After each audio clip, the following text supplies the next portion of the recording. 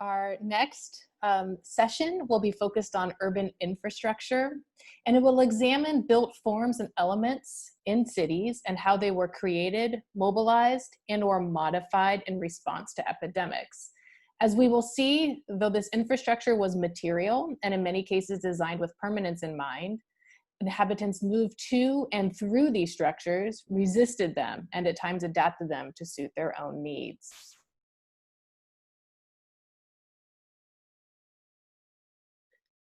And our first speaker of this session is Danielle Abdon. Danielle recently completed her PhD in art history from Temple University, writing her dissertation on innovations in the architecture of early modern hospitals in Europe and Latin America. Danielle's research explores the intersections of architecture and public health. She has forthcoming publications on the architecture of hospitals in Italy and Portugal and refugee shelters in early modern Venice. Thank you, Mohammed, for the introduction. And I also wanted to thank you and Caitlin again for putting this wonderful event together.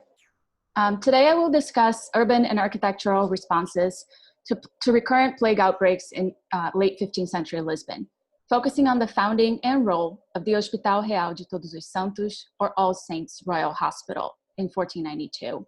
Slide.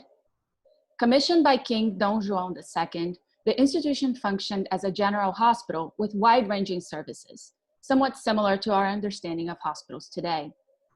Most important, the Hospital Real became the chief royal measure to serve the sick and poor and address the public health of the city. In this period, Lisbon's sanitation had become critical as a result of an increase in transient populations associated with the age of exploration and the arrival of Jewish refugees from Spain.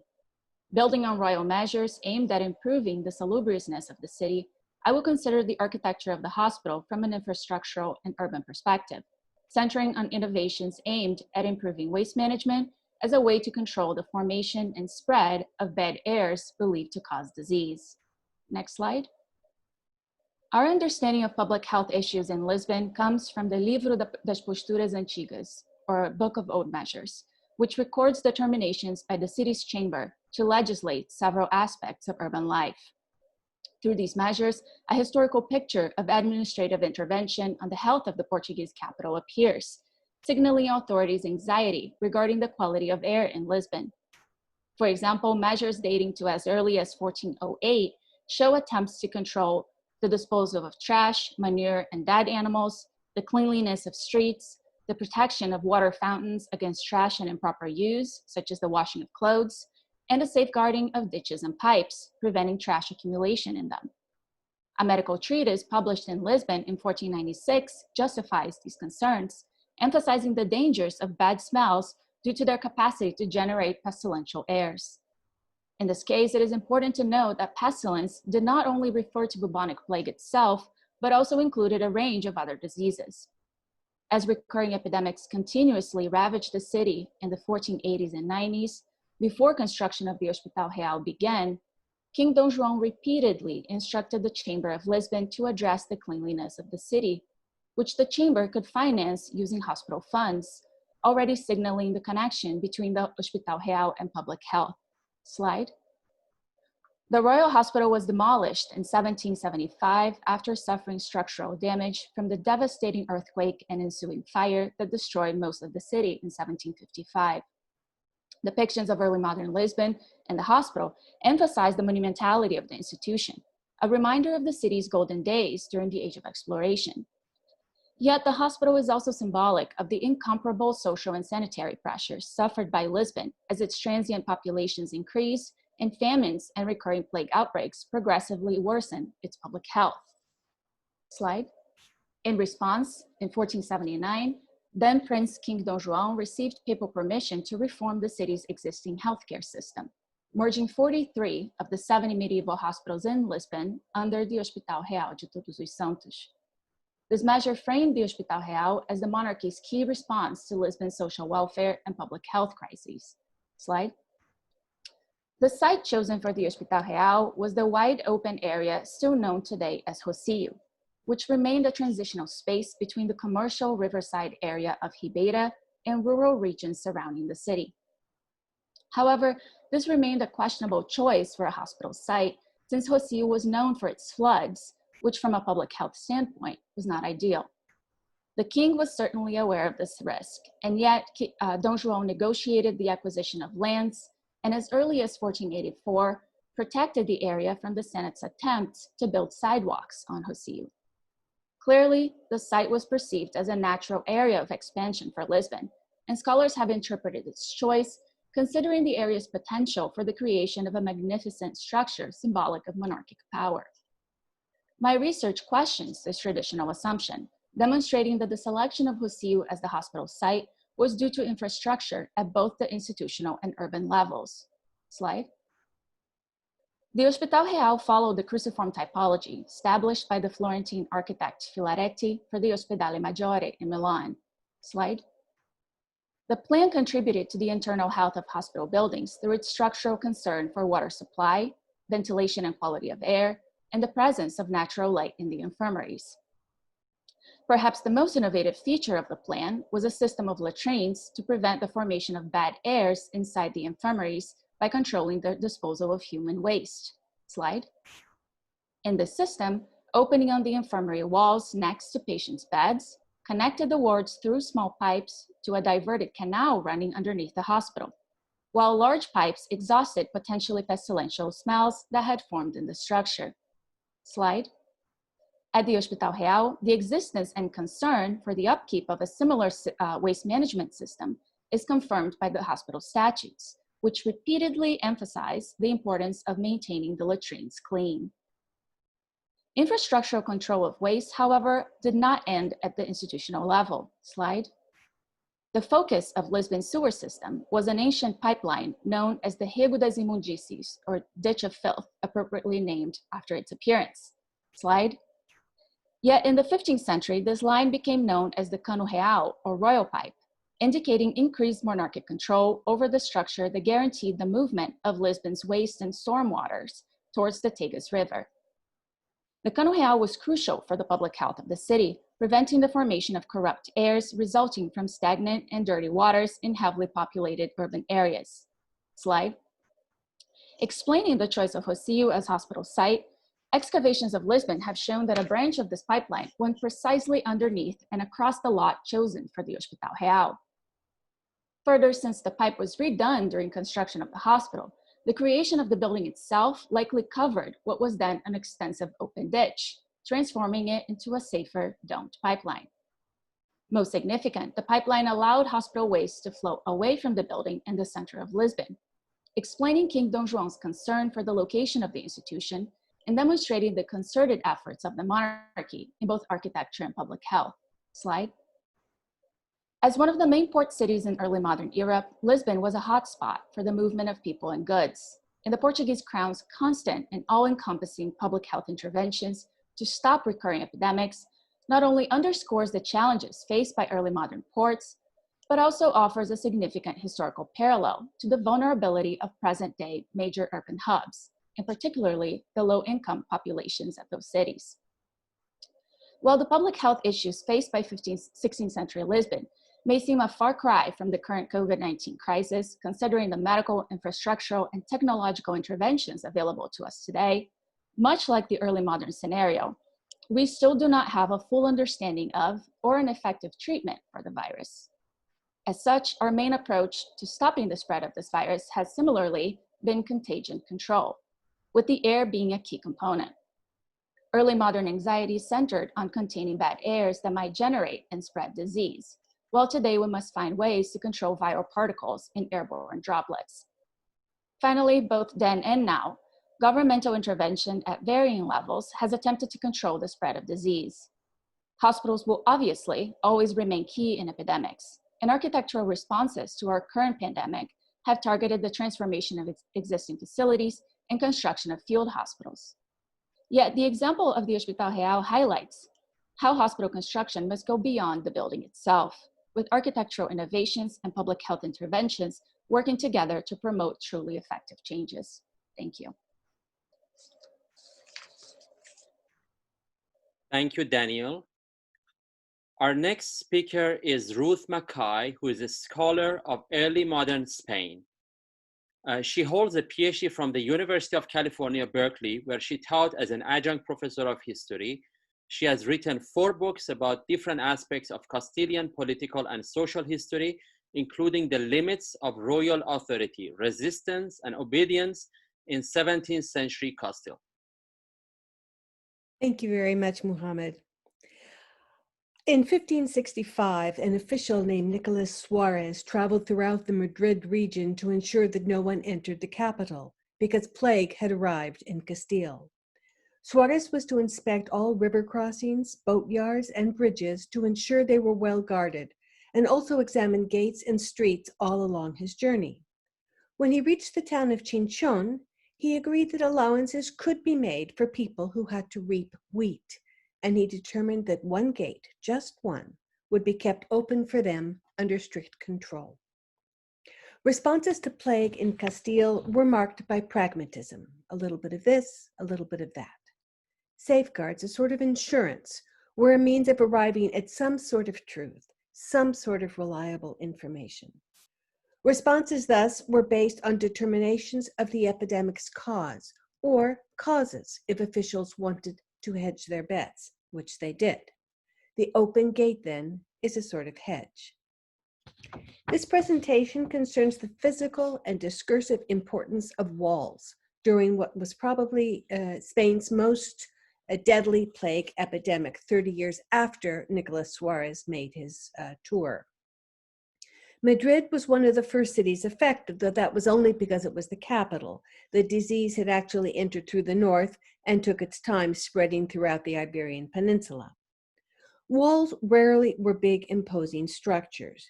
They usually were just a sort of barrier made of sticks and stones, or often just an idea backed up by mobile guards.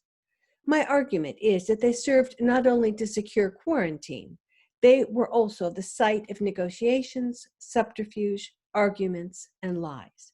They were the place where papers were examined, stories were tested, communities weighed public health against economic security, and privileges and rights were assessed.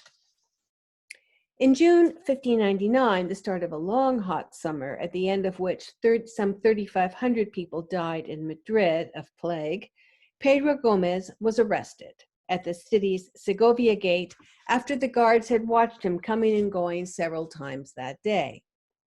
A guard named Alonso Niño grew suspicious, he said, when he saw Gomez entering yet again at nightfall, this time with some washerwomen carrying bundles.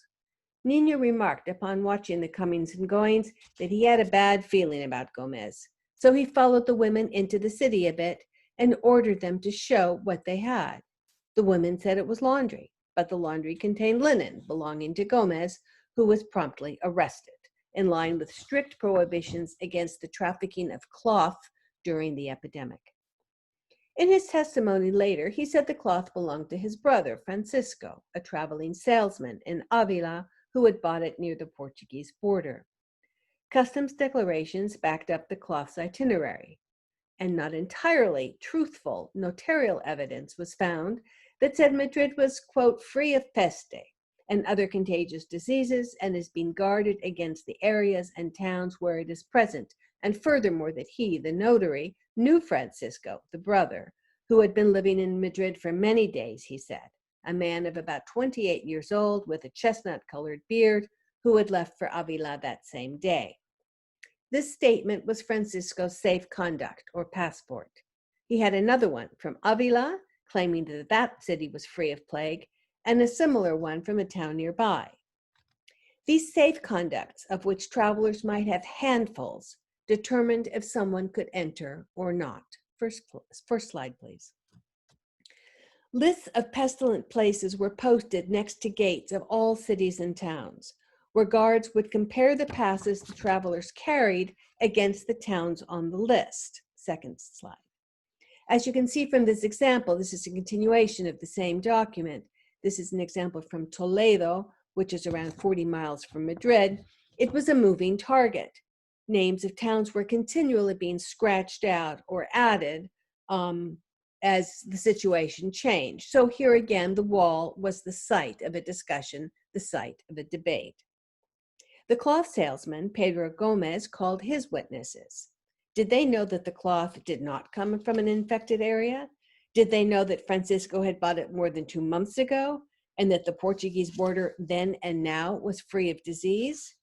Did they know that Pedro was a good, God-fearing Christian who, had the cloth come from a pestilent area, would never have tried to smuggle it into Madrid or anywhere else?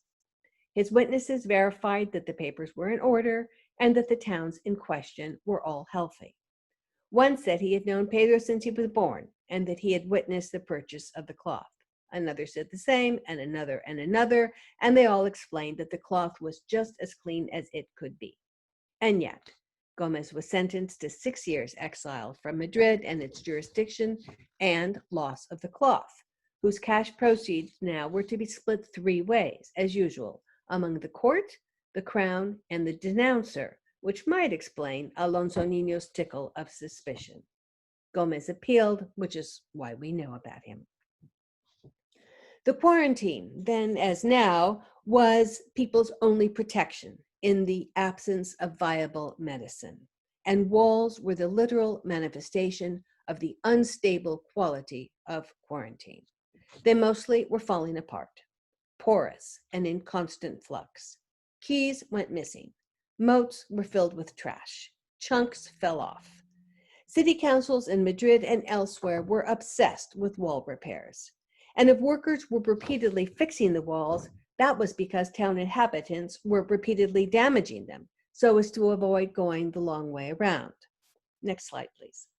Or, as we see here in this image from Valladolid, which as soon as this epidemic would die out, would replace Madrid as the capital, people might try to avoid walls altogether and sneak along the riverbank, which one creative and enterprising citizen proposed putting an end to with this device he had designed. And this is a drawing from the city council minutes of Valladolid. One Madrid city council member complained that the barriers, quote, the barriers of the city are being broken and ruined by the same people who live next to them, so they can more easily reach their fields by not having to go around the gates. And though the city is paying for closing and walling up the barriers, they break them again. In the late stages of the disease, Madrid stopped paying guards with tax revenues and instead just paid them with fines levied on people who violated the quarantine, obviously an incentive to arrest and convict anyone, regardless of what they were doing. So here again, the wall, regardless of its physical reality, was the anchor for contests among neighbors and between citizens and government. Who would get in? What were the criteria? Who would pay? Who would fix it? Who would control it? And these are all political questions. The organizers of this conference have asked that we link our far-flung cases to the situation today. Reading the news today reminds me of my time in the archives, which is both instructive and a bit discouraging. The echoes are obvious. Small towns in the 16th century begged to be allowed to hold open markets again. They needed to survive, and the authorities, acting on medical advice and their own experience, shut them down. The wall loomed large. My sources in late 16th century Madrid and their efforts to ascertain what this dreadful disease really was did commit honest mistakes, and they told lies. But for the most part, they used common sense, ingenuity, a sense of duty, balancing individual and general interests. To use their expression, they applied the principles of buen gobierno, good government, which is really all any of us today can hope for. Thank you so much.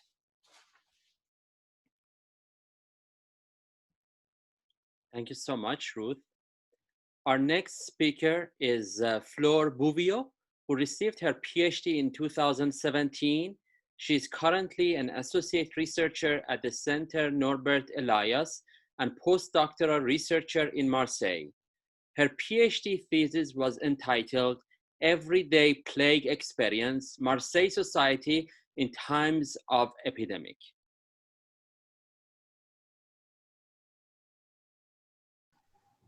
So today I will speak about lazarettos, quarantine, hospitals, and the plague of Marseille from the antiquity to today.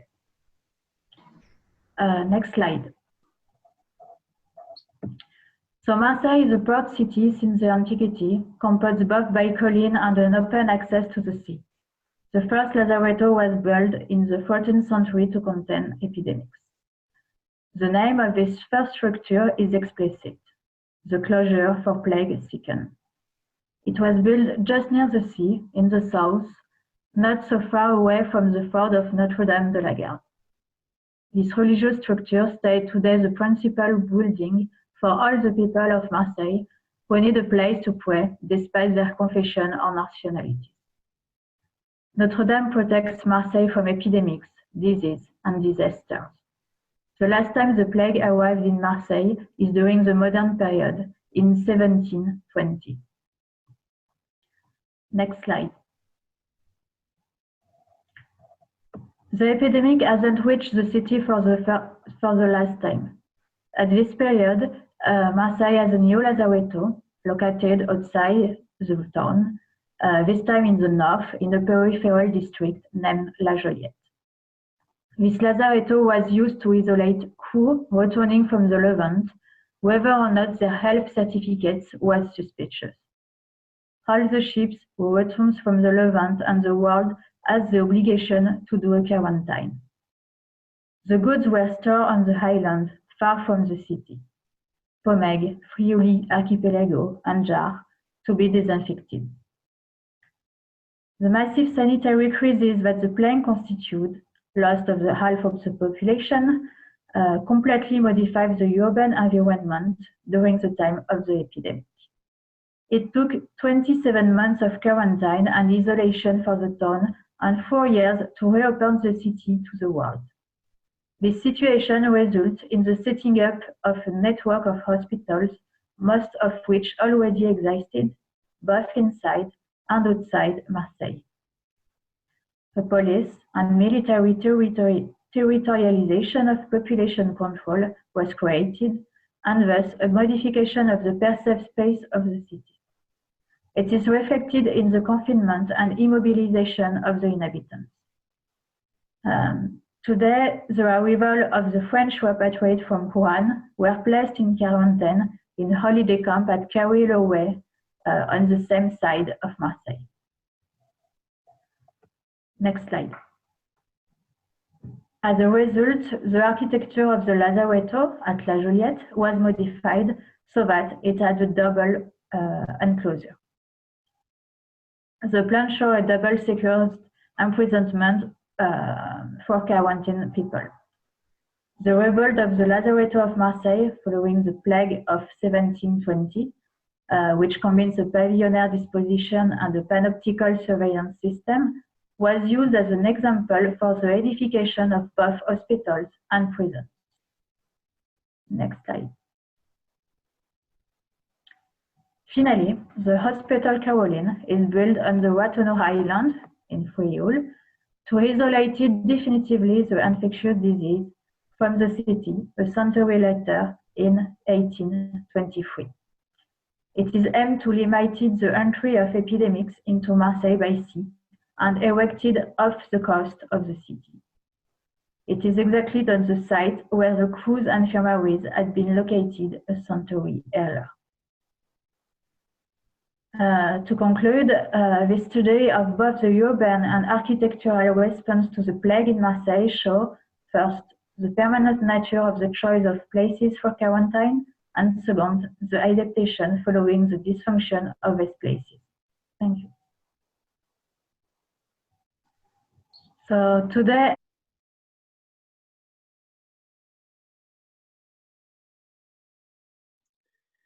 Okay, so our last speaker today is Emily Webster, who is a PhD candidate in history at the University of Chicago.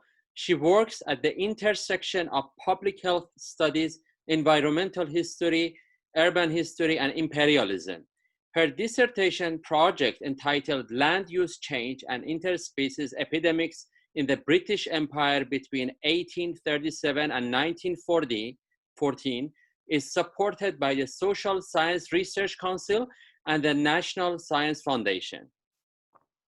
Excellent, thank you so much. And it's been a pleasure to listen to everybody else's presentations as well. While commerce, urbanism, and disease have been linked throughout human history, historians have noted a marked shift in the speed and context of these interlocking events at the end of the 19th century. As Mark Harrison has claimed, rapid industrialization, urbanization, and the reorientation of agriculture towards world markets has dramatically changed disease environments for good and ill. The third plague pandemic, Harrison argues, is the result of these globalized disease environments, and as a result was perhaps the first pandemic that elicited anything like a coordinated response globally. While the pandemic began in Yunnan province in 1854, it largely came to international attention when it threatened global commerce by infecting the port city of Hong Kong in 1894, from whence it spread to India and a dozen or so other major ports globally. Next slide, please.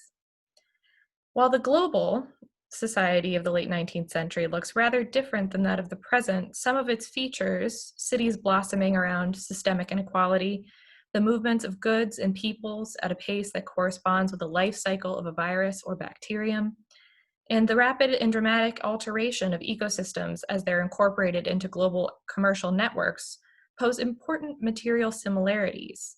It is from these structural and material similarities that the 19th century plague pandemic provides important insights into our current historical moment. Cities often become the centers of epidemic disease, but as we've seen with COVID-19, all cities, and even all parts of cities, don't sicken at the same rate. An observation of this simple fact is what led me down the path to my dissertation project. Why do epidemics affect different cities differently, and people within cities differently? As an environmental historian in training, my own answer to these questions tends towards a neo-materialist frame. I argue that disparate epidemic rates can be understood through the material changes to urban ecosystems and infrastructures instigated by both global and local forces. In my mind, no city better exemplifies this than Bombay. While Bombay was not the origin of the pandemic, it was the port city that suffered the highest death rates from the epidemic and the first Indian city to suffer from it, thus facilitating what would be the largest outbreak and subsequent mortality from the disease of any country in the world. Given that the epidemic spread to multiple ports throughout the 1890s and 1900s, with only hundreds of cases at worst appearing in each of these locations, the question that drove my research was, why should Bombay suffer in the hundreds of thousands and suffer cyclic outbreaks of the disease for nearly 30 years? The answer, I contend, lies at the confluence of its local ecology and its position in the imperial economy. Bombay's rise as a commercial and industrial center in the mid-19th century occurred in a global commercial context. First, the port became a critical receiving point for the goods moving west from the eastern colonies and trading partners, and for the export of manufactured goods from the British mainland to the east. As a result, migrants from the surrounding areas, present-day Maharashtra and Gujarat, most prominently, flooded the city in search of work, adding to the burgeoning population employed in shipping industries on the island. It is in this extreme technological, social, and physical upheaval that a new ecology, born of a synthesis of local conditions and British imperial economic pressures, emerged, an ecology ideal for the spread of Yersinia pestis. Next slide, please. The city grew unevenly with a strong laboring base. It took on what we've come to think of as the classic paternal imperial structure, with an organized European town separate from an informal native town, which comprised the majority of the island. Overcrowding and haphazard housing, exacerbated by informal, inadequate, or non-existent public works in these neighborhoods, which can be read through the lens of structural racism in the British imperial context, when combined with the destabilizing social aspects of mass migration into the city, facilitated the outbreak of plague by supporting what Greg Mittman has termed ecologies of injustice.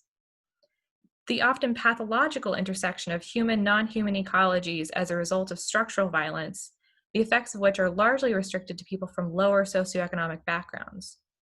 Meanwhile, once the epidemic took hold, systemic neglect, aggressive and ineffective emergency sanitary tactics, and the research activities developed by the colonial government allowed the epidemic to continue for decades and spread between neighborhoods, often by providing ideal environments for plague's vectors, the brown rat, the black rat, and their parasites, Anopsula chiapis. Next slide, please. The importance of global economic patterns and their influence on urban organization is particularly evident in the distribution of plague in the city of Bombay, not only where the epidemic took hold, but also who sickened, correlated with people who are also expected to have a higher frequency of contact with rats. Black rats, often known as roof rats, indigenous to India, and as my research suggests, unique to their maintenance of an urban niche in a port city, made their home in the gaps and holes in houses in the city, while both species of rat made their home in the grain silos located on the eastern side of the city. Laborers in the grain trade became the first documented victims of plague in the city in 1896 and remained one of the highest risk demographics.